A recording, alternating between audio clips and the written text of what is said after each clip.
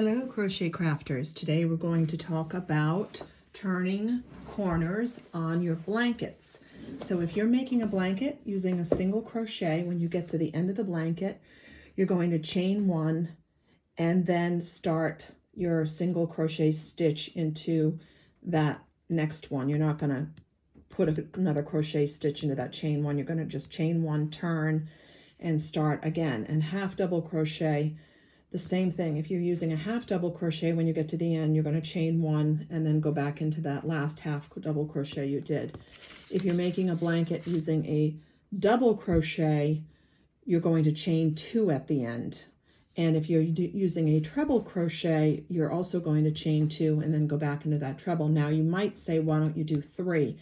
Three is a little too much, because if you chain three at the end and then you go back into it, you're going to have kind of a wobbly end there. Doesn't mean that you can't do it, but it doesn't look as nice. So this is the rule of thumb on your chains, and I'm going to add this to the back end of this video so that if you want to print them or you just want to keep that as a cheat sheet, you can. Now I'm going to show you how to work the ends right now. So let's get started with that. Let's pretend whatever size blanket you want, and the way you can determine what blanket you want, you don't really need a pattern. You just take a yardstick, you put it across your bed, and then you figure out how many chains that you need from that, or you can even chain them and just put this first chain across your bed. And let's just pretend we have 350 chains here. This is just going to be a sample. So when you get to the end of your first chain, and you might say, I want to do, let's say, a double crochet. So I'm going to make a double crochet blanket. Now, what's the rule of thumb? You've got to remember, to make a double crochet, you have to chain two. Well, we're on our first row here, so there's nothing to chain. So you think, well, what am I going to do?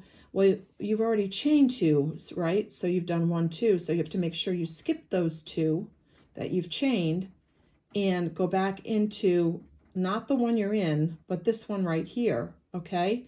Because you've chained two. So you want to go count back 1, 2, and then that's where you would start your double crochet. And now I'm assuming you know how to do a double crochet. So basically that's going to give you a nice clean edge, straight edge. And you've got to remember, you've got to be consistent with this throughout your project, because if you miss one corner, this is how you end up with crooked edges. So we're going to pretend that you've done your first row of your blanket with double crochets or treble or single or half double, whatever type of blanket that you're making, but I'm just going to assume I'm making a double crochet. I like a double crochet blanket because it's a nice raised stitch, it's a clean stitch, and at the same time, you know, it works faster than a single stitch, which is more of an amigurumi style that you use for animals and pot holders.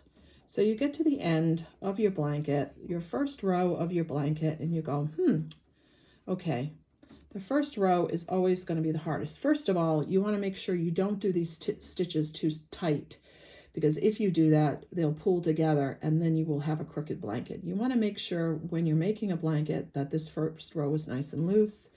And then if you want, you can work this, if you have any kind of a tail, which I do, I've made it till the end. So I'm just going to wrap that tail into my chain. So I'm chaining 1 and I'm chaining 2 and I'm wrapping that tail into it. So that way I've got pretty much a nice clean piece I can just cut off. And then when you're turning, again, you're not working into those chains. You're making sure that you're working into that last double crochet you did, which is here, not your chains. And you're going to start into that double crochet.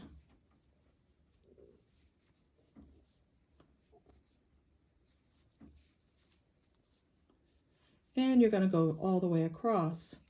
Now, if you've worked your chain, if you've worked your tail and you've got a little piece, you can cut it off. Or if you didn't work it in, you can use a craft needle and do that. So you're going back across your 350 stitches to get your second row in of your blanket. And you're really excited because you're new to crocheting and you love the way this is turning out.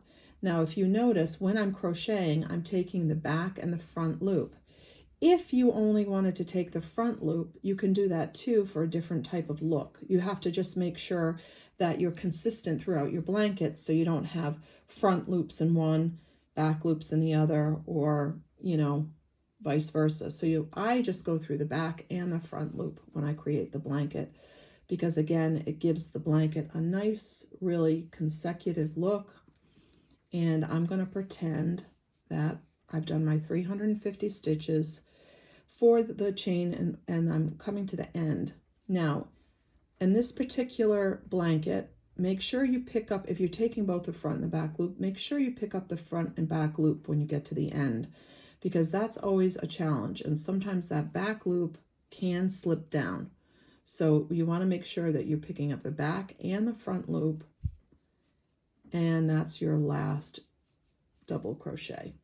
So see how that's nice and straight. Now, if you were only going to chain one, what would happen is your blanket wouldn't be consistent. So you want to make sure, again, you're chaining 2 on a double crochet, and you're not going into those 2 chains because that's your corner.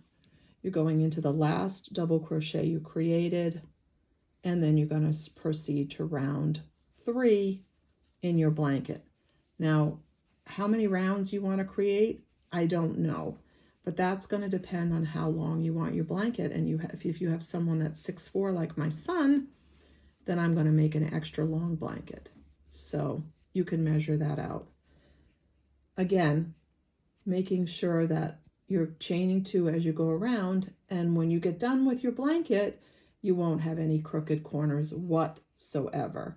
So please feel free to follow me at Lori's Handiwork on YouTube. I also have a small shop I started on Etsy, which is also Lori's Handiwork, if you would prefer to purchase things.